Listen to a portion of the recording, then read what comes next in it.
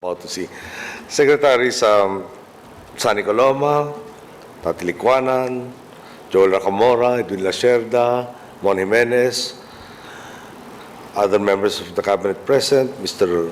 Jude Torcuato, Ms. Marnie Manicad, Chairman Felipe Gosong, Undersecretary Manolo Quezon, of course my Ate Pinky, Fox International Channels team from the Philippines, Singapore, and Hong Kong, trade partners of Fox International Channels, friends from the media, honored guests. Most of you know that the very stairs you climb to get to this hall are the same stairs this country's presidents climb on the day they assume office. But there is another story about those stairs which you may not be so familiar with, and I thank Manolo for this trivia. They say that Teodora Alonso, the mother of our national hero, Dr. Rizal, went up those very stairs on her knees to beg the Governor General to spare her son's life. In a way, this story captures the view many of our countrymen may have of this palace, that it is a well-guarded structure removed from everyday life, a house of power and authority whose occupants influence the lives of all Filipinos. And this, particularly, is the viewpoint we want to shatter. My mother was the first president who chose not to live here, and like her, I have also chosen not to. In fact, I live just across the river, you see behind the windows at my back, which you do not see presently. Living in the palace can have an unhealthy effect on the presidency. The luxury and grandeur of the surroundings, as well as the knowledge that some of the most important decisions affecting the Philippines have been made within these walls. It can make you feel like royalty. It can take you away from reality and make you forget that you have more than 95 million bosses that you have to serve. While I have the privilege of working in such a grand office, I have never forgotten that anyone who lives or works here does so for a limited period of time, and does so upon accepting the mandate given him by the Filipino people.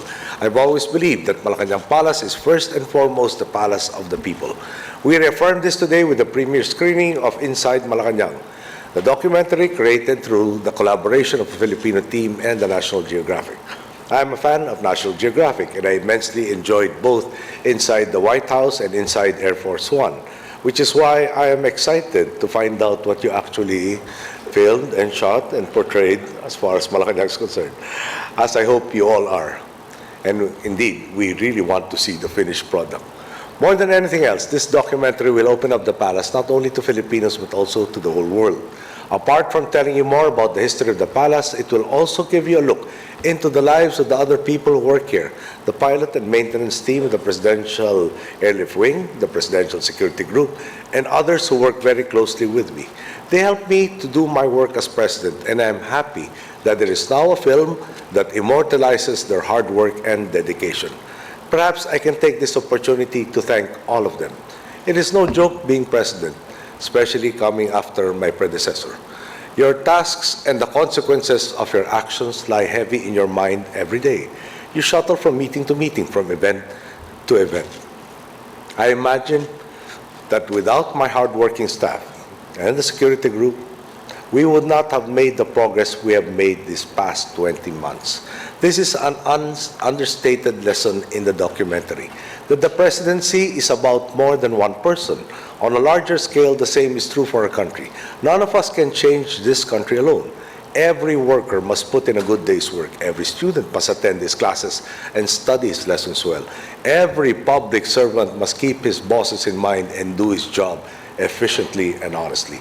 Our roles in this country, no matter how big or small we may perceive them to be, support the roles of others. The work we do on a personal level is the backbone of this country's progress.